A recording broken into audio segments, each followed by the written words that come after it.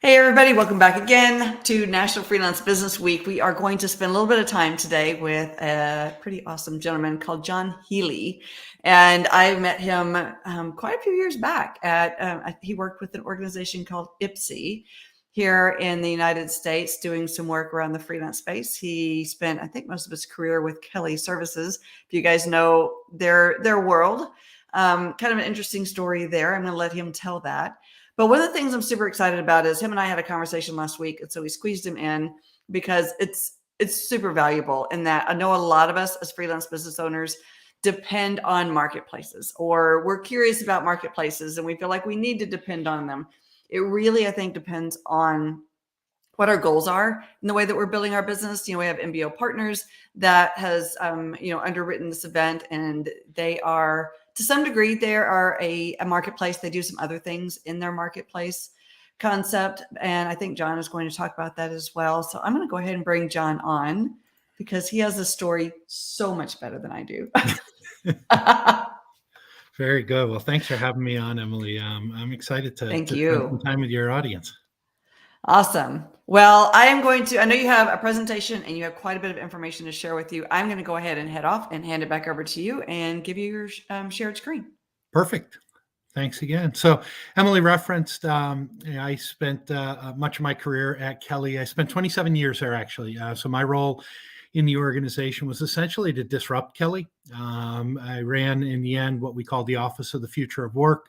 And that's what got me involved first with IPSY. Acted as one of their founding board members as they started looking at the independent worker and finding a voice for the independent worker in the US, modeling off what IPSY had done in the UK, and then got me engaged into a variety of different areas, and we'll hit on some of those. Today, I'm a freelancer, so I own my own organization known as Word.work, and we'll hit on a couple things about Word.work. But what struck me in the conversation with Emily was just this open question that we're spending a lot of time on at the Center for the Transformational Work, which is just understanding which platform is right for me. And candidly, it's a question that we're seeing asked both by the independent worker, but also by organizations that are trying to engage independent workers. We've seen so many organizations out there doing things in so many different ways that there's a lot of confusion in the market. So I just put a couple slides together to kind of frame the conversation. I'll stay active in the chat. If you guys have any comments, you want to throw anything in the chat, feel free to. Along the way, I'll try to answer things as we go, keep this as interactive as you want to make it. But my intent is to kind of talk through just a little bit about the freelance market and why it's growing from what we see. So just some quick data points that to me really lean towards why engagement of freelancers is not just something for the small business or freelancers amongst themselves, but something that we're seeing large enterprises really start diving into. So, seeing the half-life of skills. So when you have skills, basically what skills you have today will have diminished in value. Only 50% of those skills will still be relevant in less than 5 years. And that's a pretty dramatic change in the market right now. It's not something, if we go back to our parents or our grandparents, they went to school for engineering and that's what they did, and they stayed in that role forever. And those skills that they learned early on were consistent. That's not the case. So we're constantly in this upskilling mode. See the reference in the middle at 60% of talent needing to be upskilled in the next 2 to 5 years. So you guys as independents know you're kind of in that constant mode of relearning, reskilling, upskilling, picking up something new, different along the way. And I'd love to see, in fact, feel free to add any comments on it. Corporate organizations benchmark at about $1,300 a year they spend per employee per year in upskilling. Curious of what you guys feel you're spending on yourself. Because for the independent worker, that's time that we take to go out and upskill ourselves and take classes, whether those are the free classes available at an edX right now, or YouTube, or LinkedIn Learning, or you're going out and you're picking up classes at universities. However you're going through things, everyone's kind of finding their own pathway. The other data point that kind of intrigues me is this idea of 1 billion jobs that are going to be reconfigured in the next 10 years. So 1 billion jobs, that's quite a bit of the workforce where roles are just being changed and we're finding new ways to do things. So just a sense of the disruption that's happening, how organizations are seeing it.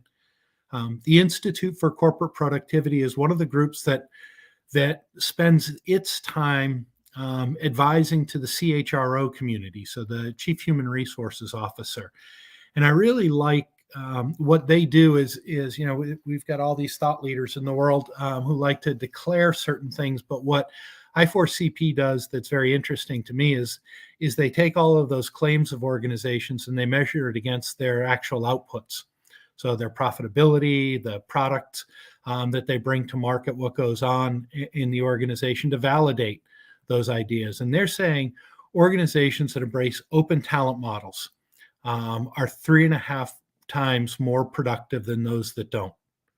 And so that's the organizations who have gone past their full-time employee model, have engaged co-ops and internships and apprenticeships, have begun looking at these overlooked talent pools that are out there. I think of people on the autism spectrum or neurodiverse, as it's often referred to, as communities of workers and talent that people just weren't accessing. Crowdsourcing become a big part in that.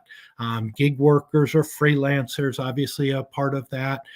The idea of internal talent marketplaces where people are using their internal workforce and saying, how can we engage you on gigs or projects that are going on inside the organization, or even making that internal talent available to their external customer, sometimes in paid models, sometimes in a bartering model along the way.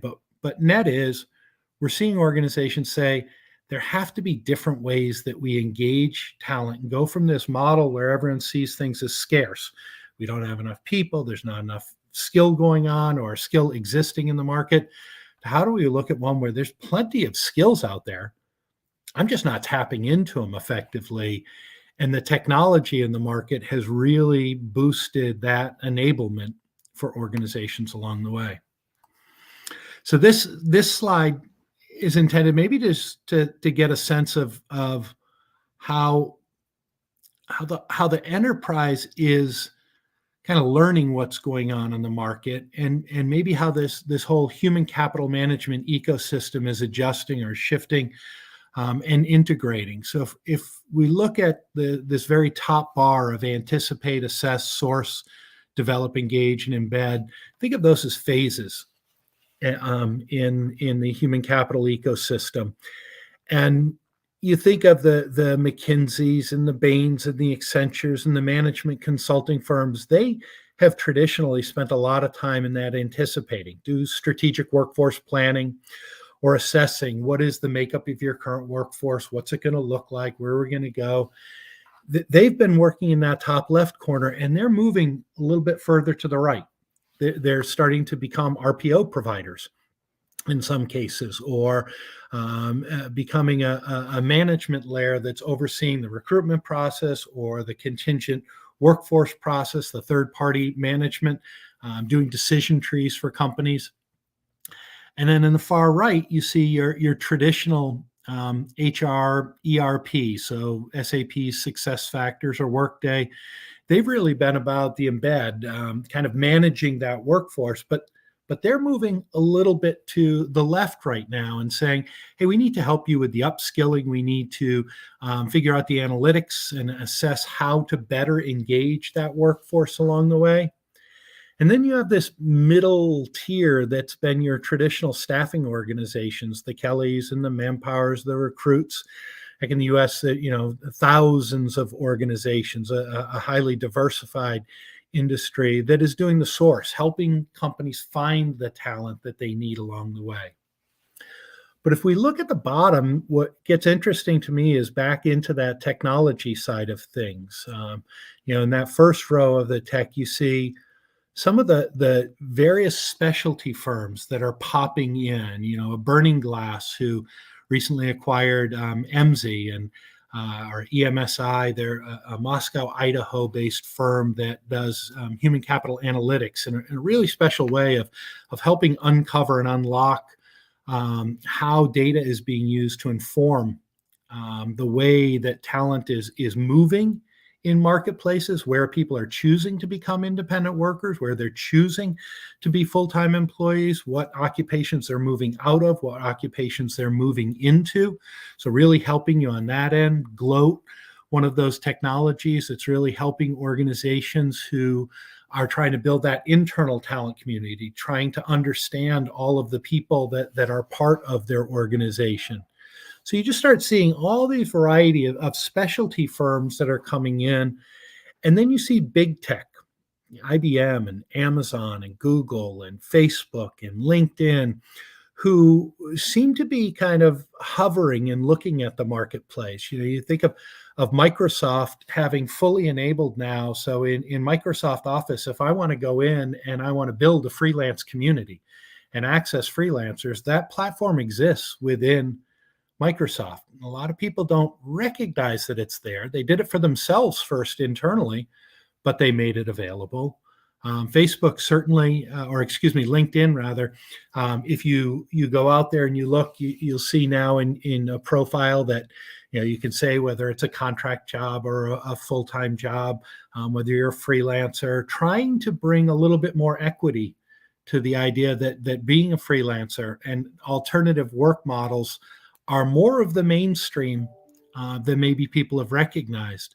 I think Google was the one who was most recognized back when they had a strike, maybe 2 years ago at this point, when the full-time employees went out on strike because they felt the freelancers, who were now making up 53% of their workforce. So non-employees are 53% of Google's workforce. That's a big deal, to recognize that they've become that dependent on outside workers to say, these are people who have said, I don't want that traditional employment relationship. I don't want to necessarily be a salaried employee working 50 hours a week and working 50 weeks a year, getting 2 weeks off for vacation. I know my skills are valuable in the market, and I want to work where I work and when I want to work, and in the contract structure that I want to work. So we've seen a real push towards organizations adapting. And so all of these markets are kind of influencing each other and moving around a little bit. So, just important to understand the landscape that we're all operating in, with people looking at things in slightly different ways.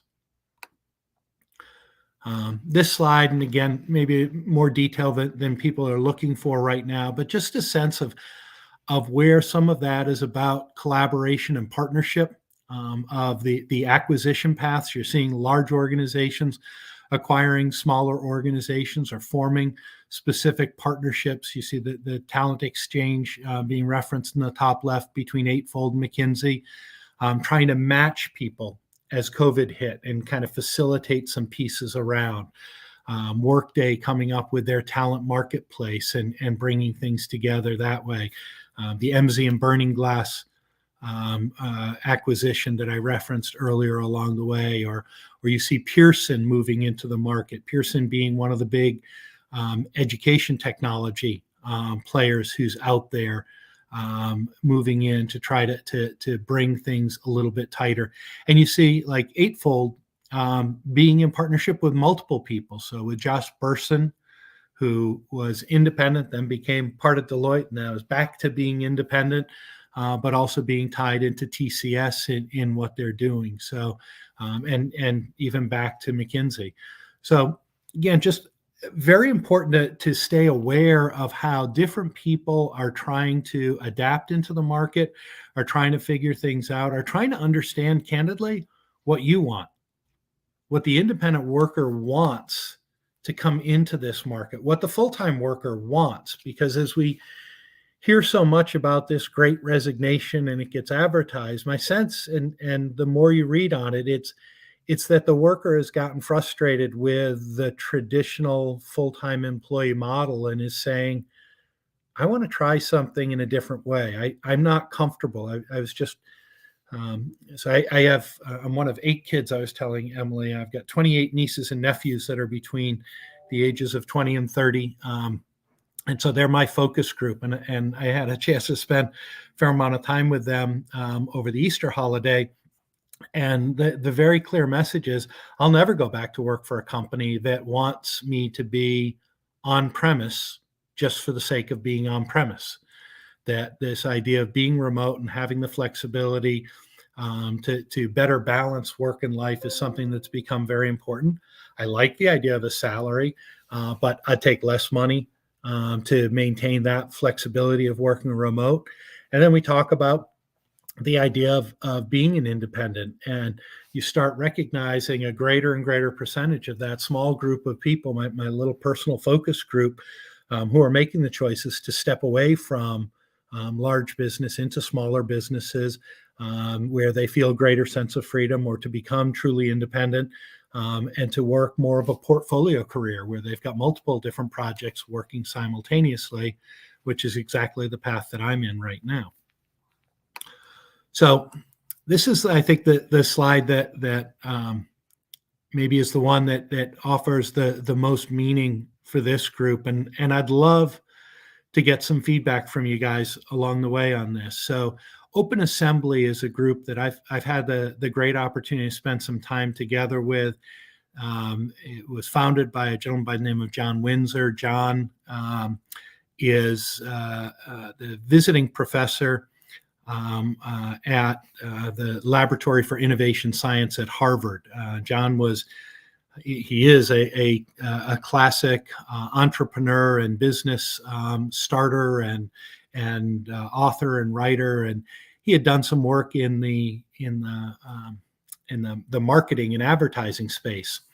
And he earned his big credit when Harley Davidson had announced that they were going to change their ad agency, and he, rather than waiting for the request for proposal to come out, got a bunch of freelancers together, put together a campaign, sent it into the chief marketing officer and said, "Hey, will you figure out what you want to do? We thought we'd show you what's possible and what you could do." And they ended up getting the deal. And then he continued on, and Harvard created some case studies out of it. There was a merger of one business and a failing of another business, and John's very candid about the story. But he recognized a long time ago that this engagement of what we refer to as an open talent marketplace is something that was really, really important, and something that he wanted to work on. And so Open Assembly spends a lot of time up in that top box, educating organizations and teaching them how to do that. And there's a variety of companies that are in that place. Deloitte has a group called Pixel that's an internal organization that helps them and their customers figure out how to engage more freelancers, recognizing that that's important. Staffing Industry Analysts clearly has a lot of data that they publish on the freelance marketplace and what's out there. You see organizations like Mercer and Gartner, who have been, kind of go back to that chart in that top left corner, who are starting to really look at the freelance marketplace and say, how do we look at these alternative models that are emerging out there?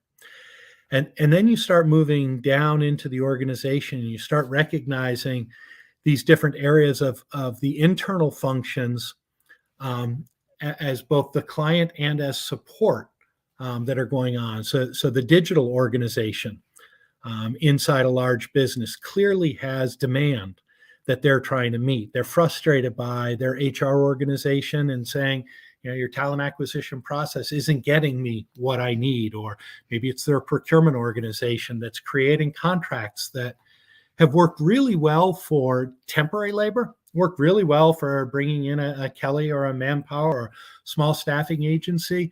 But if I'm doing creative work, I really don't want to look at your resume. I want to look at your portfolio. And that's what I'm going to prioritize. So it's not really working in some of the models or some of the technologies that have been put out there. So you're seeing whether it's that digital or the marketing or the biz ops or the R&D functions often saying, I need a different way to get things done. And then at the same time, they have to work with their HR team, who has legal responsibility for people who have access to the facility or to systems.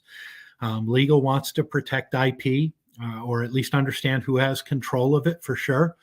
The procurement organization has been tasked with, any external resources that are coming in. How do we make sure that we understand that? IT is involved, whether it's from a systems or the security side of things that's there. And increasingly, in fact, there was just an article that came out today, the corporate strategy function, that in that strategic planning phase of an organization is looking at asset allocation. What part of the business are we going to invest in? What part of the business might we be divesting? Kind of that stop, start, continue conversation. They're being increasingly asked to look at the workforce. Where is our top talent and where do we need to be investing more? What should be full-time employees? Where do we need more of a liquid workforce that we can bring people in and out more effectively? I think General Motors was one of the most progressive organizations in talking about how with the autonomous vehicle, they recognized that they weren't ever going to be able to own and control the top talent in that space. But they were going to have to look at it almost like platinum. They were going to have to use it very sparingly because it was a rare commodity. You couldn't find a lot of it. And when you did, you needed to use it in the right way at the right point in time, not just everywhere. So how did you bring in the right talent? That meant reconfiguring jobs, looking at the way work gets done in a very different way, creating almost a new work operating system, if you will, to think about that differently.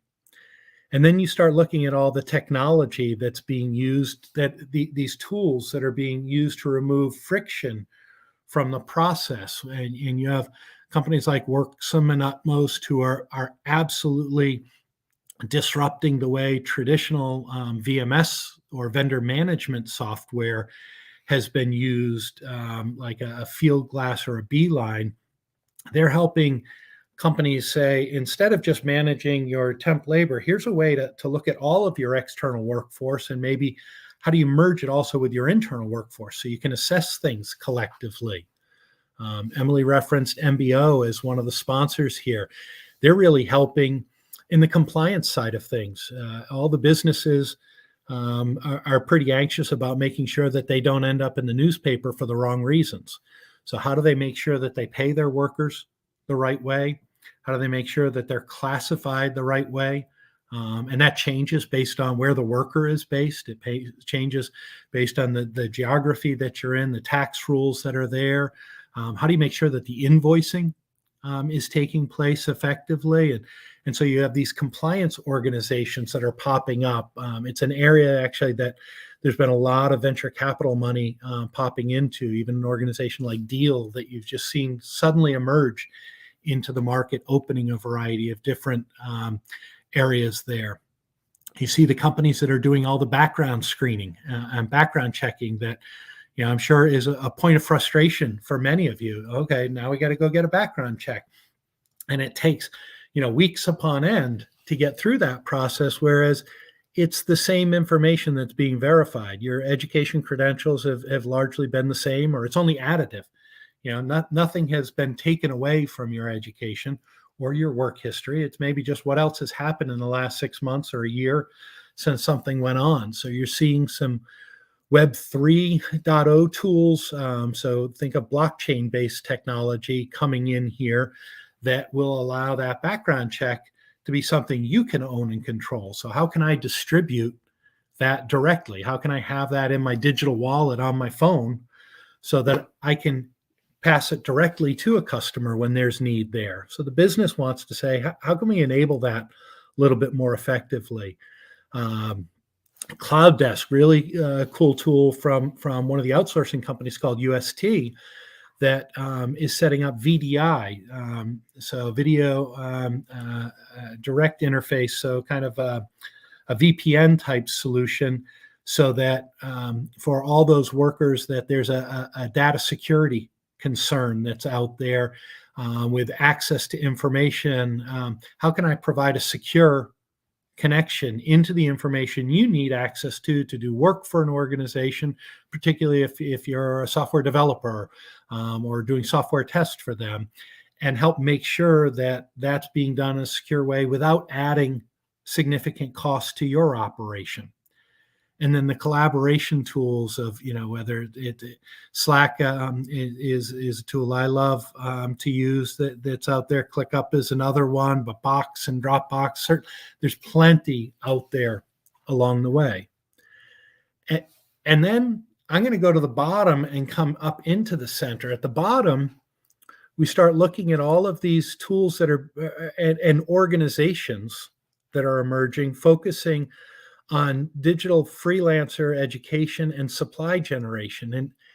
And I don't mean to sound crude from referring to people as supply, but if we look at the order and the job as demand, and we look at the worker as supply, we start recognizing that the pieces come together. And so whether it's IPSI that was mentioned earlier, or the Freelancers Union, or candidly this group, we'll get the FreeCon logo added in here, that are coming together to work through this. And the Center for the Transformational Work is one that I've moved into and taken a leadership role in, and I'll share a little bit more about that after this slide. But you've seen more organizations try to understand the voice of the freelancer, because there's so many people in this marketplace, but no one's sharing a common voice for you. And so that's a point of interest that's out there. And then you look at the organizations and the tools that are out there to support or to promote this idea of digital freelancing. You're certainly seeing Forbes has plenty of writers that, Matt Matola, John Younger, that are speaking about the freelance revolution and promoting it. I referenced what LinkedIn is doing.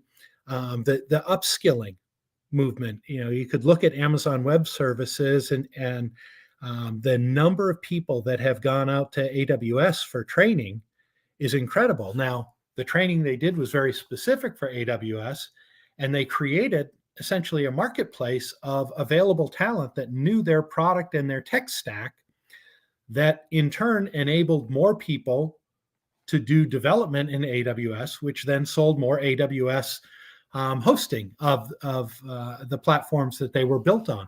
So, some people are doing it for self-serving reasons. That's a good one that's out there. Coursera, the idea of making upskilling available to people. edX out of Harvard that has put so many courses online at no cost to give access to people.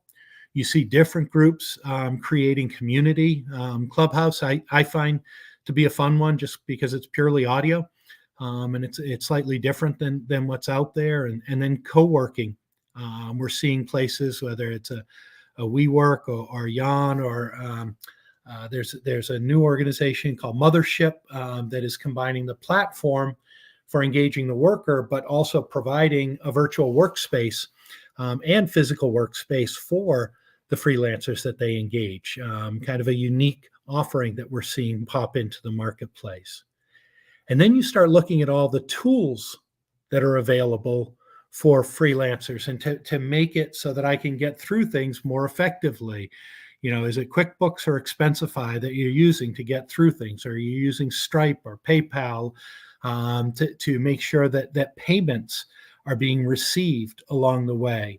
The insurance and the protection side of things, and just managing all of the activity. And a part of this, candidly, and it's why we put this slide together, it's overwhelming, because there's so many damn things I need to learn. And yes, I know they're all there to make it easier for me to connect with work, or they're easier for me to do work, but they're solving one part and they're not connected to the next piece.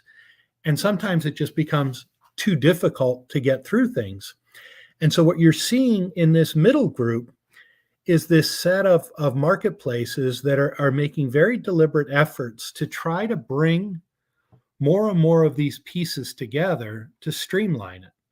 And so as I first started getting to know all the different players in this central market, a lot of people were focused on the fact that, particularly from the worker side, you know what, I get 80% of my work done via my own personal network, but I'll go test one of these platforms just as a way to see if they can fill out that other 20%.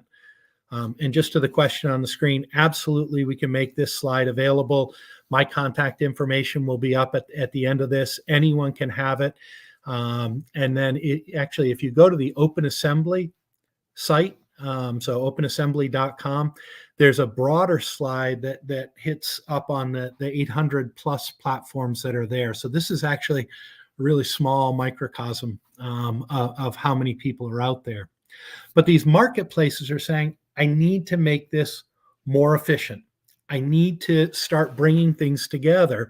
And how do I create community? So instead of, being a resource that you tap into just to fill out that 20% hole of getting access to more projects, the question is becoming, how can I make that 25? And once I've made it 25, can I get it to 50? Can I get it to 75? Can I become the primary place that you go to get work done?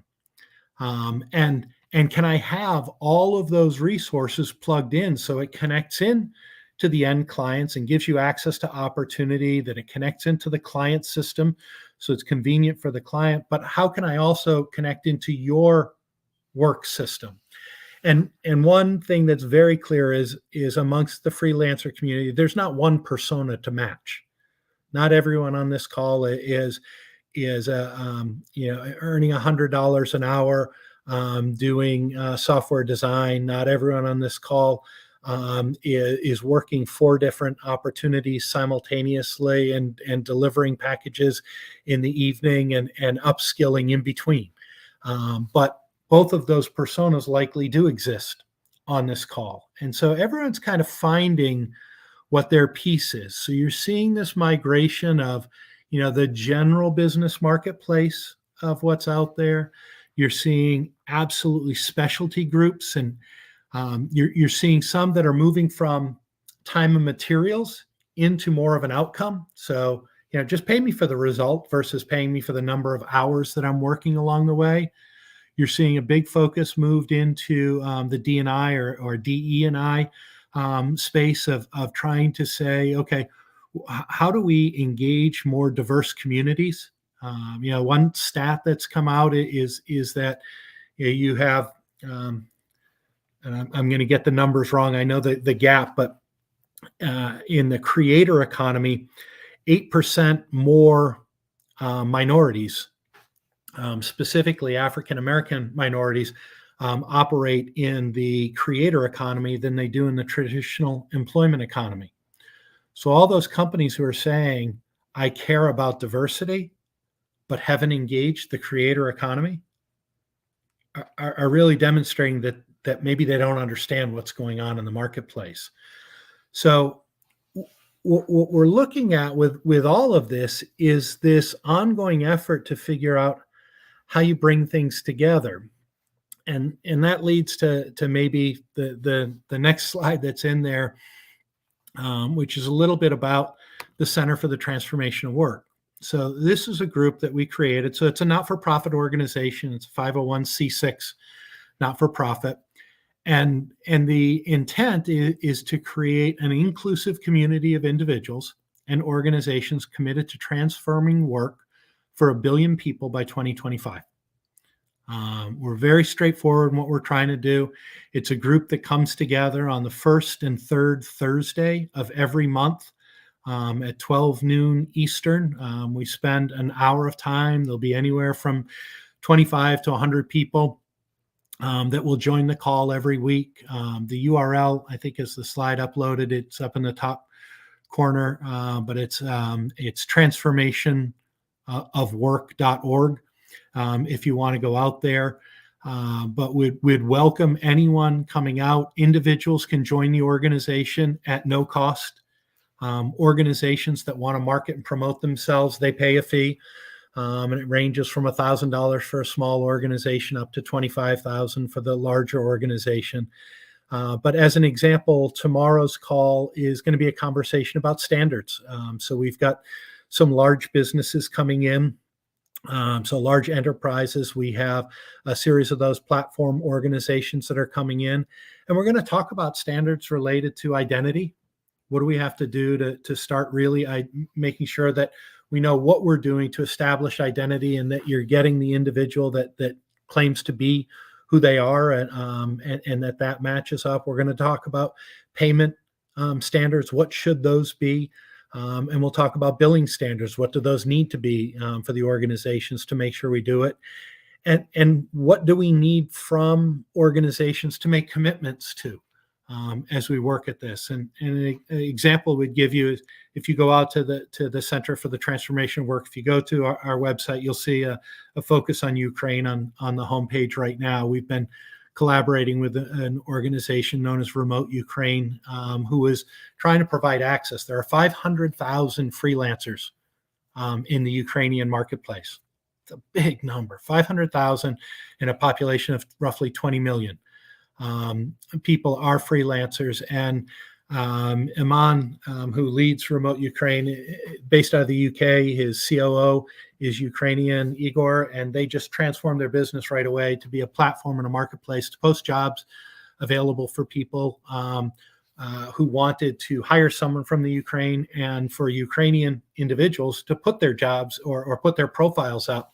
And he takes no money out of the transaction. Everyone can just kind of connect directly in there to work through it. But you'll see that we also kind of identified a set of standards that people should be following, because as that crisis came out, you watched different people were doing different things. So Upwork came out with some really cool things to stand out. They followed kind of what Airbnb had done, and encouraged people to put out projects for Ukrainian workers. And basically it would be, tell me that you're still safe, and I'm going to pay $1,000 for that assignment. And that's all. So it was a way to provide a donation, get it immediately into the hands of a Ukrainian worker. So as a standard, we said platforms should all make that option available, or payment should be made in this case of this crisis within 5 days. To all Ukrainian workers, change whatever terms that you're operating under to make that available for people. And so as a community, we came together and agreed to a set of terms that we asked everyone to sign up for. And so we'll spend time trying to dig into that next layer. We're a new organization. We're working our way through things, but we think that this is critical. And we think it's critical for the workers, because the workers are saying this is what they want, this is what they need to proceed forward. We think it's critical for businesses because they need greater flexibility, and it offers them an opportunity to see the world as a place where there's abundance, as opposed to a world where there's scarcity. To teach them to get away from this idea of owning and controlling employees, which the terms acquisition, talent acquisition. I don't know about you, but I don't like being acquired. I think that's for products, not for people. Retained also isn't a term I'm really fond of. I'm going to retain you. Sounds like I'm putting a wall and a fence around you. So I think that the HR community has a lot of things to learn just in simple language that's being used in the marketplace. So those are some of the things that we'll spend time on. And then I'm just going to kind of finish and leave the floor open, because I'd love any feedback from you about what is important to you around standards. And I referenced that we're going to have some conversation about payment and invoicing compliance. We know that's important to businesses, but what would you like to see as it relates to payment, or as it relates to invoicing compliance? What interests would you like to see? What are those minimum standards that you'd like to see brought in? Digital wallets. How many people are using those today? Are they being used to verify information related to identity or work history or credentials? What would you like to see in standards there? I reference I'm a freelancer, so I work a portfolio of roles. Word.work is one. I lead the Center for the Transformation of Work. I chair a blockchain and technology task force. at the World Employment Confederation, which is made up predominantly of staffing industry organizations and country-specific organizations that focus on private employment, labor laws, and encouraging healthy labor markets. And there, it might surprise you, but leaders from Manpower and Adecco and Randstad and Kelly and Recruit and GI Group and others who came together said that it was very clear all the information an individual provides when they come into an office looking for a job, and whether that's a physical office or an online office, is ultimately the property of the worker, not of them. So how do we make that easier for the worker to share? So when you do a background check for one organization, that you have that property and you can pass it over to someone else. If you earn a credential, how can I make that easily available to other people? We've heard a lot of questions about contract terms. How can we make it easier to onboard and do work for an organization? We all recognize the importance of being protected legally, but what do we do?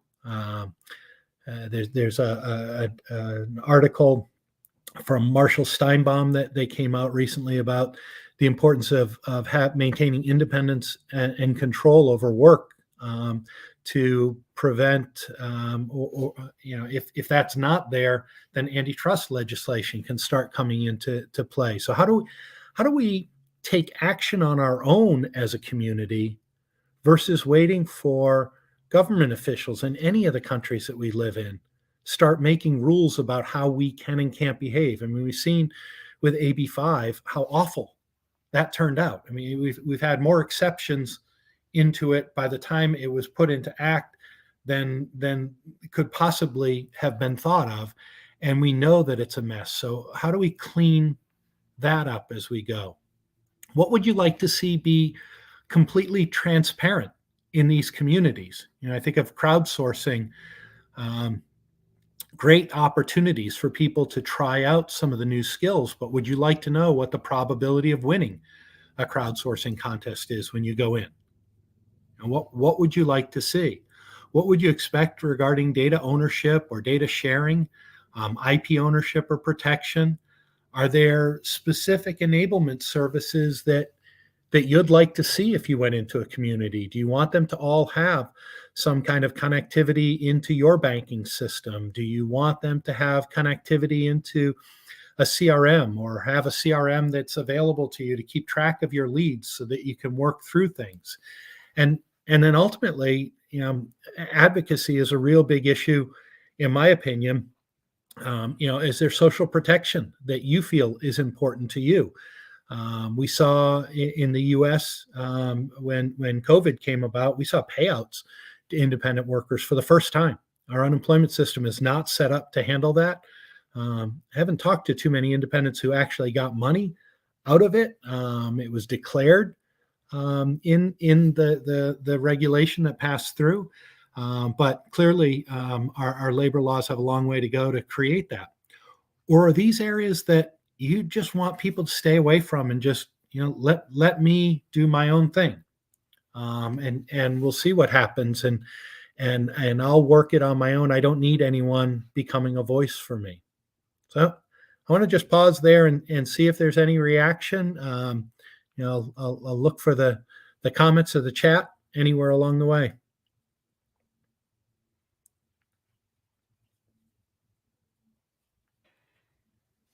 That was great, John. Cool. I thought I would just jump in. I'm actually waiting to see if Cynthia is online and watching for questions and stuff. So right now we don't have anything yet, but I found this really interesting. I knew one of the things that I was really excited about is, just being able to finally get to hear. I know we've had conversations, but to really hear all the nuts and bolts of what's really going on in the background and how it all connects together. I actually didn't realize there was so many different levels of intricacy. This right here, we're like going, wait, wow, let me just sit with this for a bit. Well, and what gets me, if you look at this one, Emily, and it's, maybe you get a little bit of the logic now of how I put things together. If you take that and you couple this, that last slide is really talking about this layer here where you see Burning Glass and Gloat and Hitch and Job Tech. You have all this specialty tech that is emerging to try and capture all of these different things that need to go on. But where is big tech coming in to bring the pieces together? And right now, we have a very, very fractured marketplace. There is a lot of M&A activity. HR tech has been really hot from the investor community for a while now. Ed tech is the other one that's been really big. The employer of record sector is one that's like a subsector that's getting a lot of attention right now. And so there's going to be an effort to consolidate some of these. If we put this slide up, in 2 years, a lot of these logos won't exist anymore. It'll have changed, and it's a really hard thing, because where do I invest? Where do I spend money to buy something? I don't know about you, but for me, I've got more subscriptions than I want to have, but I feel like not enough to effectively manage everything I'd like to be doing.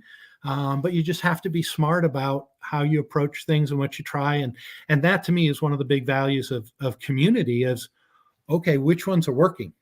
Which ones aren't? And you start learning. Someone else tells you about another one, and hey, did you try this? And oh, okay, that was pretty cool, and that worked well for me. And we just kind of bounce our way around to kind of find what's right. Yeah, I do. I call it taping things together. I actually, oh man, it's been quite a few years ago now, but I was doing really well in my freelance business, and one day I was doing my credit card bill, I think, just kind of looking through it, which I was really bad at not doing. And I was amazed to see all the different, like you said, all the different fees I was paying. And so I did. I went through and I wrote them all down, and I couldn't believe what I was spending every month. And from that point forward, I have gotten very diligent about what I do or don't. And so if I'm going to take on another one, it has to either solve an issue that I've had for a while and nothing else solves, or something else has to go away. People do that with their closet. I do that with tech. You bring two together, or I can now use two instead of three, and things are better to get this done, whatever it is. But yeah, what I would really encourage for your community is be vocal and speak up about some of this stuff, whether it's to the communities that you're engaging in, or to any of these groups on advocacy that are there. So I'm seeing the question of, do you see companies moving more towards individual freelancers or subcontractors to meet their demands? Absolutely yes, is the answer. I'll give a quick shout out to Robin Jasuthasan and John Boudreau, Work Without Jobs. Let's see if we get it right. This is the third book in a series, and they just put it out. But they talk about the importance of looking at things differently. And a lot of their emphasis is about the deconstructing of jobs into tasks and recognizing, how do I, began with automation. One of their last books was on automation, and robotic process automation came about. It automated some of the things we did, but not everything. So when a technology automates 20% of your job, businesses got really confused and they didn't know what to do, because I can't just eliminate you, but wait a minute, you're supposed to have 20% more free time. How do I measure more productivity? And if I said, well, there's 10 of you in the department, so I can eliminate 20% of you, but it didn't necessarily match up to what competencies were in the group or what other tasks were getting done. Organizations have been really slow to figure out how to deconstruct the work and think about it differently and engage people differently. That's actually what Open Assembly is doing. Is they have, with Harvard and Lish, they've built out all of the case studies. It actually began with NASA. So our U.S. Space Agency got a 75% budget reduction in the Health and Human Services group, but they still had to keep astronauts alive. And the question was, well, how do we do it? And they ended up turning to crowdsourcing for a lot of things. You just saw they did a whole thing on naming some comets and some constellations. They did through crowdsourcing as a prize for people. that had been involved in some things that they did. And Harvard documented all of the work that went on. And so what's missing in today's market is all the stories and that centralized aggregated voice of the value that the freelance marketplace, the creator economy, we're calling it an open talent marketplace because it's not shaped one way. There's a lot of different ways. There's people who are doing a side hustle that are bringing value, but they are a full-time employee because they need the benefits that organization provides them on the healthcare side of things. That all of that is starting to get more attention. You're seeing more organizations. Deloitte has great case studies of how they're teaching organizations to start with some experimenting and learn how to try in different parts of their organization. How do I try using a freelancer independently as an individual or through one of these platforms? Then how do I bring it to scale in an organization and start working my way through it? And just coming from the temporary staffing industry, I'll tell you, lots of these global 2000 or Fortune 500 companies, they spend $1 billion a year in third-party labor. Wow. So it's a big thing, but what have they tried to do? I can't buy all of that one at a time. So they've had to try to find some ways to aggregate that. That's why they went to the large staffing companies or to the large outsourcing companies. Can I bring people in clusters? Because then I either get better value for money, because if I buy 1,000 of the same thing, I'm going to get a better price than if I buy it 1,000 independent times. Or they reduce risk because they're doing things the same way over and over. So that's the mentality that they've been operating under. Yeah. But maybe the pendulum swung too far and they got so standardized in the processes that it didn't work. And if you need evidence of that, just look at all the names we use. So you're a temporary worker. Well, that doesn't work. Oh, no, they're not a temp. They're a consultant. Yeah. Well, yeah, it doesn't work for me over there. Okay, we'll call you an independent contractor. Well, I don't like the policy either. Can we call them something? I'm going to call them a 1099. And we just start coming up with all these different words that allow a business to create new rules, which candidly just make it really hard for someone to say, hey, I just want to do work. And that's the end user. That's the hiring manager who's trying to just get work done for the department, recognizes you have skill, and they're just frustrated by those internal processes that make it really hard to do things. That's the problem organizations are trying to solve right now. Well, it's at least one of them. This kind of ties in some. I don't know if you got a chance to watch Byron Reese's talk yesterday, but his was on the future of freelance, and he talks about AI and how you hear a lot of people talking about how AI has taken over jobs, and so we're not going to have enough work for people, and yada yada yada. And I found his take was very interesting to me, and what he was talking about is how, as we move forward in society, we create new jobs, new opportunities. And when those opportunities become created, the lower ones go away. And so those people move up. They're not just there because they can't do anything now. They may have to learn a new skill, but we just kind of keep moving up is the term that we use, but there's always new opportunities open. We just don't know what they are yet. Yeah. And everyone would love to be able to predict the future. It's just not easily done. We have a lot of theory that's going on out there, but that's, to me, again, another piece of the value in the community or some of the data that's out there. I go back to an MZ of, okay, what occupations are increasing in scope and what occupations are decreasing in scope? What skills are increasing in demand? What skills are decreasing in demand? So that you can do that self-audit to say, okay, where do I fit? And candidly, that to me is the role of these middle bodies, if you will, whether that's a marketplace or a community, or it's an agency that you're working with. If they can't coach you, the technical part of knowing, do you have the skills needed to do the job? AI can do all that matching for us. That's easy now. Okay. Is this right for you? And what else do you need to be doing? And what's going to be next for you to stay viable in the market? That's where the real coaching and value is in the market, in my opinion. And that's where I think, agencies and these intermediaries are being challenged to rethink their model, that if all you do is post a job and hope Yeah. you can make something, like, come on, there's no value in that today. I would just real quick probably push out. You guys might want to read, if you're interested in this topic right here. Matthew Matola does a great job of talking about this in his book, Human Cloud. Yeah, full on. And I'll just kind of leave this up at the end. My contact information's there. If anyone wants the slides, Emily, you've got them. So Yep. you can post it and share it with your community however you'd like. If anyone wants to reach out to me directly, feel free to. I would be happy to share anything that's there, or just share stories of what's working, what's not, and support anyone in any way that I can. Awesome. Thank you again so much for coming up and sharing all this. This was a wealth of information. And like I said, we saw one person say no questions. It was just great to hear this. So again, thank you very, very much. Thank you. And thanks for bringing this community together. We need more of it all over. So thanks. I'm working on it. Cheers. Bye.